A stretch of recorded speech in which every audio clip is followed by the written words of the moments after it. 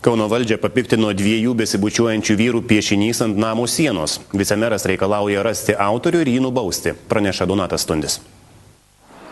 Piešinių pasipiktinę kauniečiai kreipėsi į savivaldybę ir policiją. Savivaldybės valdininkai užsimojo surasti ir nubausti grafito autorių.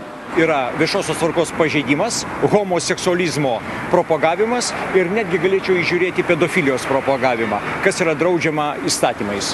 Buškevičius sako, kad pareigūnai gali iškelti ne vieną, bet 2 bylas dėl viešosios tvarkos pažeidimo ir pedofilijos skatinimo. Vicemeras tvirtina, kad homoseksualumo propagavimas Kaune bus netoleruojamas. Šis piešinys, vienareikšmiai galiu pasakyti, žaloja žmogaus, ypač jauno žmogaus psichiką, ko pasiekoje gali vaikas susirgti šizofrenija. Tai yra mokslo įrodyta, nes homoseksualizmas tai yra amoralus reiškinys, prieštaraujantis žmogaus prigimčiai ir tai nėra skatinama. Policija nuomonės apie piešinį klausia Vaikų teisių apsaugos tarnybos. Kol kas kaltas asmuo nenustatytas, aiškinamės, o kai gausim atsakymus, spręsim, kaip galima būtų nustačius asmenį patraukti atsakomybėn. Greičiausiai tai yra miestų tvarkymo taisyklių pažeidimas.